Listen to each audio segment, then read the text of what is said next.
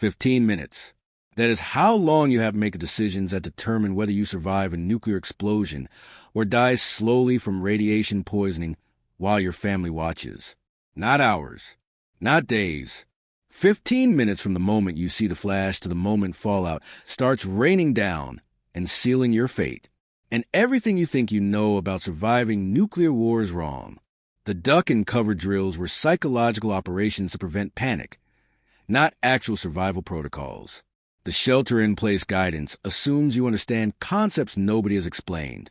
The government evacuation plans were designed knowing 90% of people would die anyway, because the real survival information is too disturbing to share publicly. I am going to share it now.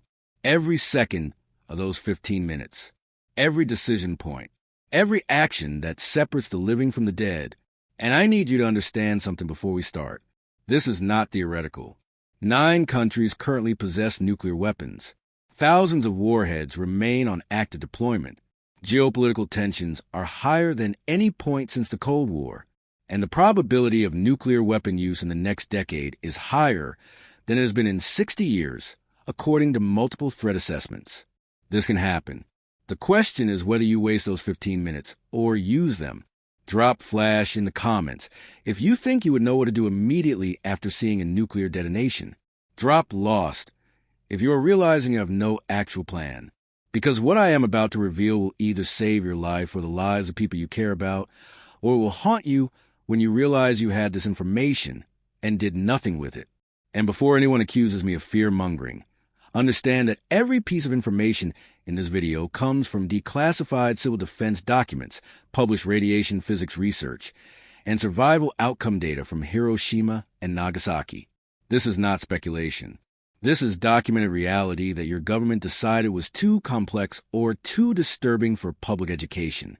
Let me establish the stakes with historical data that will change how you think about nuclear survival. Hiroshima, August 6, 1945. 15 kiloton air burst. 70,000 people died instantly from blast and thermal radiation. Another 70,000 died over the following months from radiation exposure and injuries. But here is what nobody talks about. 140,000 survivors were within the lethal radius and lived. Not through luck, through position, through immediate action, through understanding what was happening. People who were shielded by buildings survived at ground zero, while people in the open 2 miles away died from flash burns. People who immediately sought dense shelter survived, while people who ran toward damaged areas trying to help died from fallout exposure. The difference was not chance. The difference was knowledge and decision-making in those first critical minutes. Modern weapons are exponentially more powerful, but the physics remain the same. A 1-megaton warhead, which is standard in current arsenals, creates a fireball 2 miles in diameter. Anything within that radius is vaporized. No survival. But beyond that radius, survival becomes possible if you understand the threat timeline. 3 to 5 miles from ground zero, you have blast damage, thermal burns, and radiation exposure that is survivable with immediate correct action. 5 to 15 miles out, you have fallout as the primary threat and a 15-minute window to get shielding before it arrives. Beyond 15 miles, you have hours to days before fallout drifts your direction. These are not arbitrary numbers. These are physics calculations based on yield, altitude, and atmospheric conditions. Here is the 15-minute timeline that determines everything. Minute 0 is detonation. You see a flash brighter than the sun.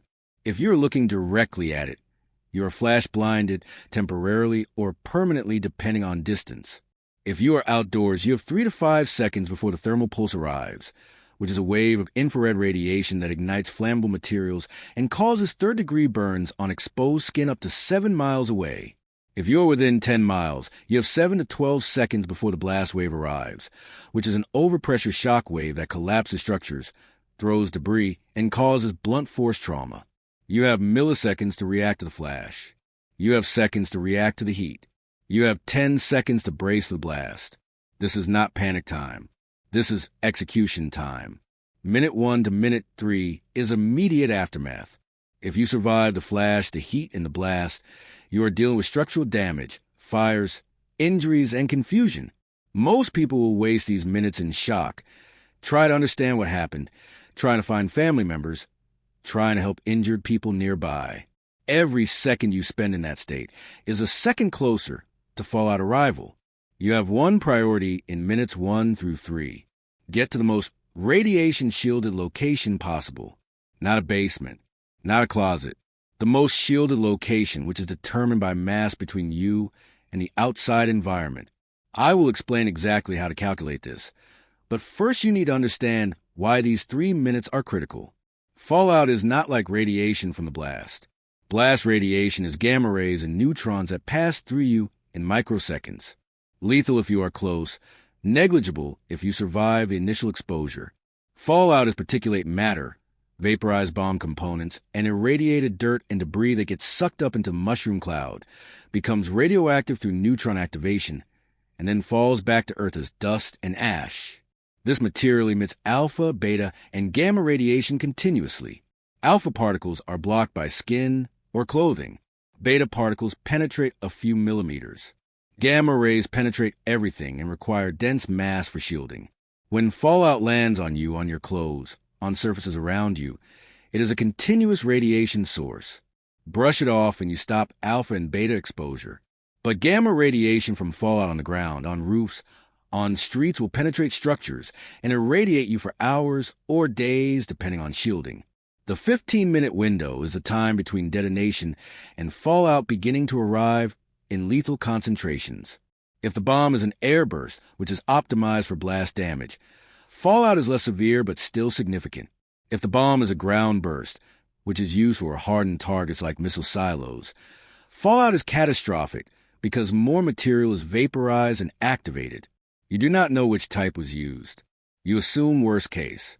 You have 15 minutes to get maximum shielding, or you will be exposed to radiation levels that cause acute radiation syndrome, which means you'll be dead in days to weeks with no medical intervention possible. Minute 3 to minute 7 is decision execution. You identified your shielded location in the first 3 minutes. Now you get there and you seal yourself in. But most people will choose wrong because they do not understand what shielding means. Shielding is measured in having thickness, which is the amount of material required to reduce radiation intensity by half. For gamma rays from fallout, one having thickness is approximately 1 inch of steel, 2 inches of concrete, 3 inches of packed earth, or 6 inches of wood. 10 having thicknesses reduce radiation to 1/1000th of original intensity, which is the difference between lethal exposure and survivable exposure. A typical residential basement with 3 feet of earth bermed against exterior walls and 8 inches of concrete floor above provides approximately 7 to 9 having thicknesses. That is an 80 to 99% reduction. Survivable if you stay there for the critical first 48 hours when fallout is most intense. A ground floor interior room with multiple exterior walls between you and outside provides 3 to 4 having thicknesses. That is an 80 to 94% reduction. Marginally survivable depending on fallout intensity and duration. An upstairs room or a room with exterior walls provides 1 to 2 having thicknesses. That is a 50 to 75% reduction. Not sufficient. You will receive a lethal dose if fallout is heavy. The math is brutal. If ambient fallout radiation is 1,000 roentgens per hour at ground level, which is typical for heavy fallout from a ground burst, and you are in a location with 3 having thicknesses, you are exposed to 125 roentgens per hour. Acute radiation syndrome begins at 150 roentgens total exposure. 50% fatality is at 350 roentgens. 90% fatality is at 600 roentgens. If you stay in that marginally shielded location for 4 hours during peak fallout, you receive 500 roentgens and you are likely dead. If you move to a location with 7 having thicknesses, you receive 8 roentgens in 4 hours. You survive with minimal symptoms. This is why minute 3 to minute 7 is decision execution. You are not looking for a basement because someone told you basements are safe. You are calculating having thicknesses based on material mass between you and the outside.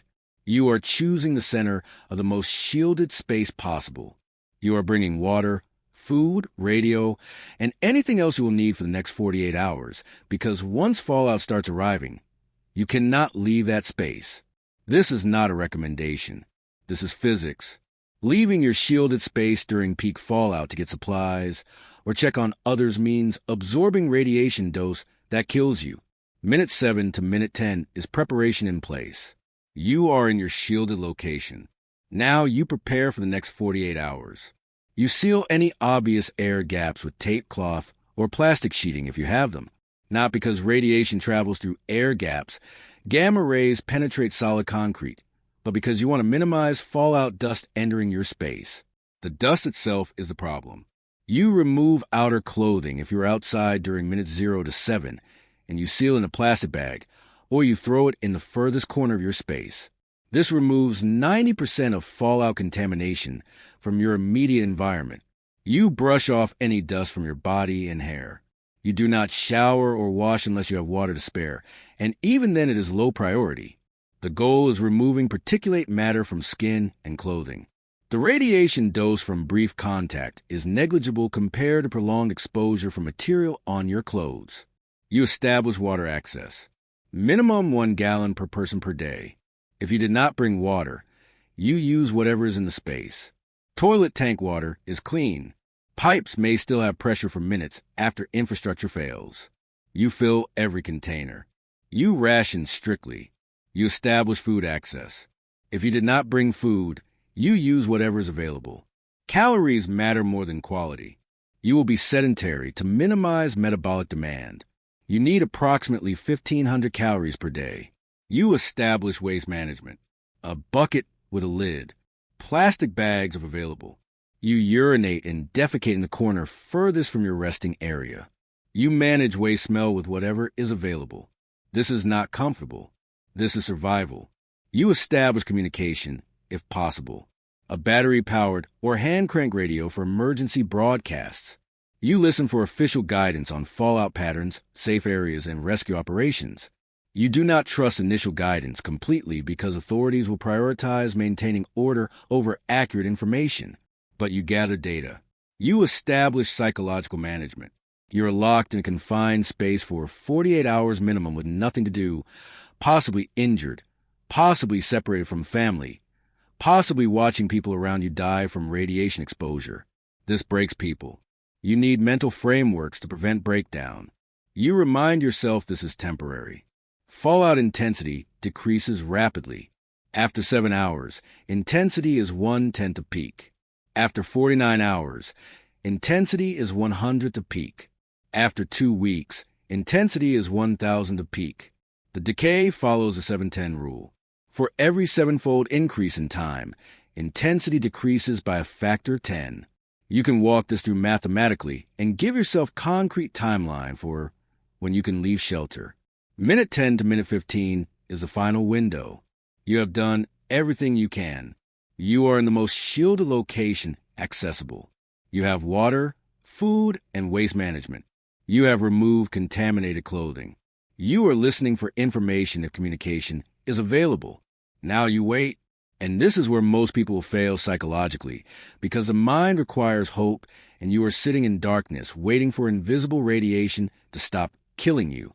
So let me give you the hope that is based on reality.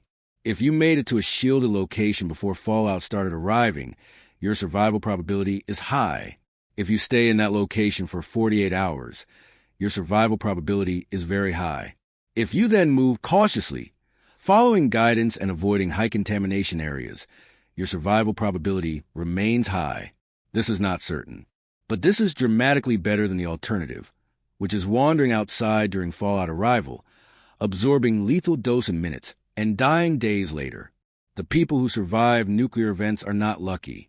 They are informed and decisive. You are becoming informed. The question is whether you will be decisive when it matters.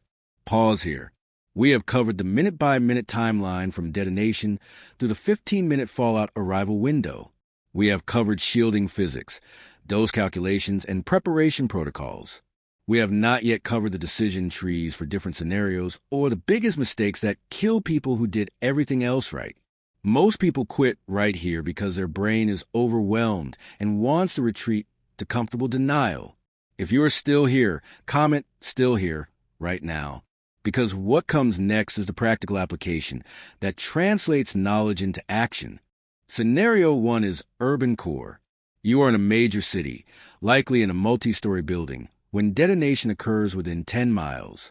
Your challenges are immediate structural damage, fire, debris, and high population density, creating panic and chaos. Your advantages are that large buildings provide significant shielding if you choose location correctly. Your immediate action is moving to the center of the building on the lowest floor possible, ideally below ground if the building has parking or utility levels. You are looking for interior rooms with no windows and maximum mass between you and outside. Elevator shafts and stairwells in the building core often provide excellent shielding because they're surrounded by concrete. You are not evacuating. Evacuation in the first 15 minutes means absorbing thermal radiation, blast effects if you are still moving, and fallout exposure. You shelter in place in the most shielded location you can access immediately. Scenario 2 is suburban residential. You are in a single-family home or low-rise apartment when detonation occurs 10 to 20 miles away. You have time to react because blast overpressure at this distance is survivable and thermal effects are reduced. Your challenges are that residential construction provides minimal shielding. Wood frame with drywall interior walls provides 1 to 2 having thicknesses maximum. Your advantages are that you likely have a basement or interior rooms and you have supplies accessible. Your immediate action is going to basement if you have one, specifically to the area with the most earth burned against exterior walls. If no basement, you go to the most interior ground floor room, preferably a bathroom or closet in the center of the house with multiple interior walls between you and outside. You are piling dense materials against walls if time permits. Furniture, books, bags of earth if you have landscaping materials. Every additional layer of mass improves shielding. Scenario 3 is rural or remote. You are outside city centers when detonation occurs. Your challenges are that you may be in exposed locations with no immediate structures. Your advantages are that fallout takes longer to arrive because plume drift depends on wind patterns, and you have more time to find or create shielding. Your immediate action is seeking any structure, even damaged ones. A collapsed building provides better shielding than open ground. A culvert or drainage pipe provides significant shielding if you can get inside. A vehicle overturned on its side with earth piled against it provides improvised shielding. You are thinking in terms of mass between you and sky. Fallout falls from above. Shielding above you is priority. Shielding to sides is secondary. You have 15 minutes to build or find that shielding before fallout arrives. Now, let me address the fatal mistakes that kill people who understand shielding but fail on execution. Mistake 1 is trying to reunite with family during the 15-minute window. If your spouse is at work and your kids are at school when detonation occurs, your instinct is to go get them. This instinct kills you. You cannot cross miles of damaged infrastructure, fire, debris, and panic population in 15 minutes. You will be caught outside when fallout arrives. The correct action, which is psychologically devastating but factually correct, is sheltering where you are and trusting that your family members will shelter where they are. You reunite after the first 48 hours when fallout intensity has decreased and movement is survivable. Families who attempted reunification during the Hiroshima and Nagasaki bombings had lower survival rates than families who sheltered separately. This is documented. Mistake 2 is helping injured people during the 15-minute window. You see people burned, trapped, bleeding. Your instinct is to help. This instinct kills you. You cannot render aid and reach shielding before fallout arrives. The correct action is prioritizing your own survival first, not because you are selfish, because you cannot help anyone if you are dead. You survive the first 48 hours, then you help others when it is survivable to do so. This is triage logic. You save the savable after ensuring you are savable. Mistake 3 is assuming official guidance will be timely and accurate. Emergency broadcast systems depend on infrastructure that was just destroyed. Officials are dealing with simultaneous crises across the entire affected region. The information you receive will be delayed, incomplete, or wrong. You cannot wait for permission to shelter. You cannot wait for instructions on where to go. You execute based on principles I have given you. You get maximum shielding immediately. You stay there for 48 hours minimum. You make decisions based on radiation physics, not on hope that someone will rescue you. Mistake 4 is leaving shelter too early. After 12 hours, fallout intensity has decreased significantly. After 24 hours, it has decreased further. People feel safe. They want to check on others, get supplies, assess damage. Leaving shelter before 48 hours means absorbing accumulated dose that may push you over the threshold for acute radiation syndrome. The decay curve is logarithmic. The first 7 hours see the fastest decay. The next 41 hours see continued decay, but at slower rate. You need the full 48 hours to get intensity down to levels where brief exposure for essential tasks is survivable. Leaving at hour 12 because you feel okay means you're still in high-intensity environment, and you will absorb dose you cannot feel until symptoms appear days later. If you understood that survival is not about luck, but about calculated decisions based on shielding physics and timeline management, you are smarter than 95% of people who think nuclear war means everyone dies. But can you explain why interior rooms on lower floors provide better shielding than upper floors, even with the same wall construction? Comment your answer. I respond to the most accurate explanations because I want you thinking about mechanisms, not just memorizing instructions. Now, let me address the questions I know you are thinking. First, what about radiation sickness? If you followed protocols, got a shielded location within 15 minutes, and stayed there for 48 hours, you minimize dose. But radiation exposure is cumulative. You may have absorbed dose during the immediate aftermath. You may absorb additional dose during necessary exposure after 48 hours. Acute radiation syndrome has predictable progression. Less than 100 rads. You have no symptoms or mild nausea that resolves. 100 to 200 rads. You have nausea, fatigue, and temporary reduction in blood cell counts. You recover in weeks. 200 to 600 rads. You have severe nausea, vomiting, hair loss, bleeding, and immune suppression. 50% fatality without medical care. Above 600 rads, near certain fatality without intensive medical intervention that will not be available. The symptoms appear in phases. Prodromal phase is immediate nausea and vomiting within hours of exposure. Latent phase is apparent recovery lasting days to weeks depending on dose. Manifest illness phase is when cellular damage becomes apparent. Bone marrow failure. Gastrointestinal damage. Neurological effects. You cannot treat acute radiation syndrome without medical facilities. What you can do is minimize dose through shielding, minimize additional exposure through staying in shelter, and maximize your body's ability to recover through hydration, rest, and avoiding infection. Second, what about contaminated food and water? After 48 hours in shelter, you need to resupply. Water from sealed containers is safe. Water from pipes may be contaminated if the water treatment facility was damaged or if fallout entered the system. You boil any questionable water, not because boiling removes radiation, it does not, but because boiling kills biological contaminants that will make you sick when your immune system is compromised. You let water sit for hours, so suspended particles settle. You carefully pour off the top layer without disturbing sediment. This reduces, but does not eliminate particulate contamination. Food from sealed packages is safe. Food that was exposed to fallout is contaminated. You wash produce if water is available. You peel vegetables and fruits to remove outer layer. You avoid meat from animals that grazed in contaminated areas. These are harm reduction strategies, not guarantees. Third, what about long-term exposure? After the initial 2 weeks, fallout intensity has decreased to levels where limited time outside is survivable.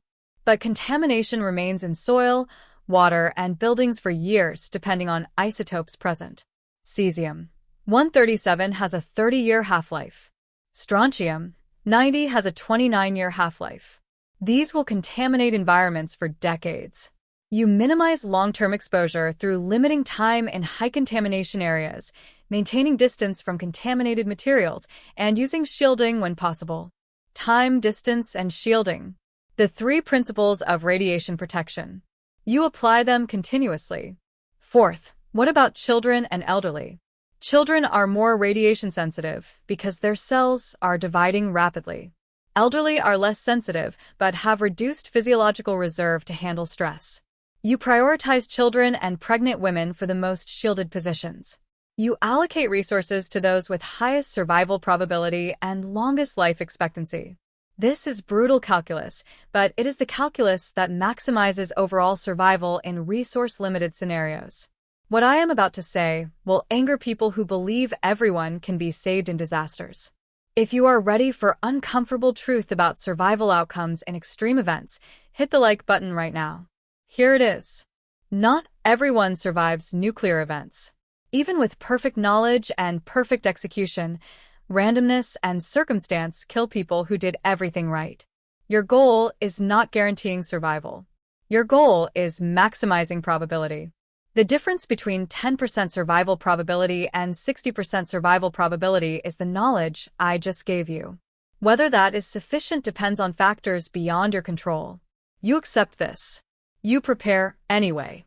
Because improving odds from 10% to 60% is worth the effort even if ultimate outcome is uncertain. Real talk. How many of you have identified your best shielded location in your home or workplace? How many have calculated having thicknesses? How many have supplies staged in that location? Drop a shield emoji if you have done this. Drop a question mark if you are realizing you have work to do. You are not alone. 99% of people have never thought about this. But now you know what the first 15 minutes require. Now you know what separates survivors from casualties. The question is whether you act on this knowledge. Here is your action plan. This weekend, you do a shelter assessment. You identify the most shielded location in your home. You measure walls, floors, and ceilings. You calculate approximate having thicknesses based on materials. You identify improvements you can make. Moving dense furniture into that space. Staging water and food. Storing battery-powered radio and flashlight. You do not need a purpose-built fallout shelter. You need to optimize what you already have. You walk through the timeline mentally. Where would you be when detonation occurs? How long would it take you to reach your shielded location? What obstacles would you face? You eliminate those obstacles now. You keep a go bag with essential items that you can grab on the way to shelter. You brief family members on the plan. Not to scare them, to prepare them. There is a difference. You also accept reality. If you live in a target city, if you work in a high-rise without basement access, if your daily routine puts you in exposed locations, your survival probability is lower. You cannot eliminate all risk, but you can make informed decisions about where you live, where you work, and how you structure your life to minimize vulnerability. Some people will dismiss this as paranoia. Those people die when low-probability, high-consequence events occur. You are not paranoid. You are statistically literate and risk-aware. The 15 minutes after nuclear detonation are not chaos. They are a sequence of predictable physical events that create predictable threats. Flash. Thermal pulse. Blast wave. Fallout arrival. You know the timeline. You know the physics. You know the actions required. The only variable is whether you execute when your lizard brain is screaming and your emotions are overwhelming. Execution under pressure requires pre-planning and mental rehearsal. You do that now. Let me synthesize this into the core framework you need. Nuclear survival is not luck. It is position plus knowledge plus action within a time-constrained window. Position is where you are when detonation occurs. You cannot control this. But you can minimize time spent in vulnerable positions and maximize time spent in locations with shelter access. Knowledge is understanding the threat timeline, the physics of shielding, and the decision trees for different scenarios. You now have this knowledge. Action is executing correct responses immediately, without hesitation or debate. You get to shielding. You stay in shielding. You manage resources and psychology for 48 hours. You emerge cautiously and minimize further exposure. The reason governments do not teach this effectively is because comprehensive nuclear civil defense is expensive, logistically complex, and politically uncomfortable. Building shelters for millions requires resources that competing priorities always win. Teaching realistic survival protocols means acknowledging that nuclear war is survivable for some, which contradicts the mutually assured destruction deterrence narrative. So public education remains superficial. Duck and cover. Shelter in place. Await official guidance. These are not wrong, but they are incomplete to the point of uselessness. You need the complete picture. You now have it. Let me address the final question. Is this survivable in reality, or is this theoretical optimism? It is survivable. Proven by Hiroshima and Nagasaki survivors. Proven by nuclear weapons test observers who were positioned in shielded locations and received manageable doses. Proven by radiation exposure accidents where people survived through rapid dose reduction and medical care. It is not survivable for everyone everywhere. People at ground zero die. People caught outside during fallout arrival die. People without shielding die. But people who understand the timeline, execute the protocol, and get adequate shielding survive. The survival rate is not high, but it is not zero. And in a situation where most people assume 0% survival, any non-zero probability is worth optimizing. You now know more about nuclear survival than 99% of people. That is your advantage. Most people will panic. Most people will make fatal mistakes. Most people will waste those 15 minutes. You will not, because you know what is happening. You know what to do, and you know why it works. That difference is everything. It is the difference between victim and survivor, between helpless and capable, between dying because you did not know and living because you did. Here is a reality check you need. This improves odds. It does not eliminate risk. Nuclear war is catastrophic regardless of individual preparation. Millions die. Infrastructure is destroyed. Society is disrupted for years. Your survival past the first 48 hours depends on factors beyond shielding.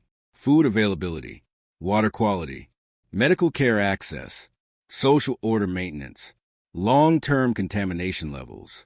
You are optimizing for getting through the acute crisis. What happens after depends on circumstances you cannot fully control. But getting through the acute crisis is prerequisite for everything else. You have to survive the first 48 hours to have any chance at surviving the next 48 months. Honest question. What is the one action you are taking this week to improve your nuclear survival readiness? Identifying your shelter location? Calculating shielding? Staging supplies? Comment below. I read every single one. And if you think I am wrong about the 15-minute timeline or the shielding physics, good. Drop your reasoning. Best comment gets pinned, and a detailed response with sources. Because I want you thinking critically about this, not accepting blindly. If this video changed how you think about nuclear survival, share it with one person who lives in a potential target area or whose family they worry about. Not for me, for them. Because they deserve to know that nuclear war does not mean automatic death for everyone. They deserve to know that knowledge and action in 15 minutes can mean the difference between life and death. The next video covers what happens after the first 48 hours, the decisions about when to leave shelter, how to assess contamination levels, where to go, how to avoid long-term exposure, what the recovery timeline looks like. Hit the bell so you do not miss it. Your long-term survival strategy depends on understanding the full arc of nuclear aftermath. Stay informed, stay prepared, or stay vulnerable to a threat that is low probability but rising in high consequence beyond measure. Your choice. But understand that choosing to remain ignorant is choosing to die if this happens. I cannot make you prepare. I can only show you what preparation requires. The rest is your decision. One more thing. See that progress bar? Not done yet. 99% leave before this final section. The 1% who stay get the information about the single biggest misconception that kills prepared people who did everything else right. Comment 15 if you're still here. Welcome to the 1%. The misconception is that radiation is the only threat. You survived the blast. You got a shelter. You waited 48 hours. You emerge and you are focused on avoiding contamination and minimizing dose. But the collapse of infrastructure means no power, no water treatment, no food distribution, no medical care, no law enforcement. The biggest threat after the first 48 hours is not radiation. It is violence from desperate people, disease from contaminated water and lack of sanitation, starvation from broken supply chains, and exposure from lack of shelter and heating. Nuclear war creates all the challenges of societal collapse multiplied by radiation contamination. You need skills and supplies for long-term off-grid survival in a hostile environment. Water purification, Food procurement, medical care, security. These are not optional extras. These are survival prerequisites after nuclear events. The survivors are not the people who only prepared for radiation. The survivors are the people who prepared for radiation plus everything else that comes with infrastructure collapse. You have the radiation knowledge now. Make sure you have the rest. Because surviving 15 minutes and 48 hours is meaningless if you die in week 2 from drinking contaminated water or week 3 from infected wounds. Prepare comprehensively or prepare to fail at some point in the chain.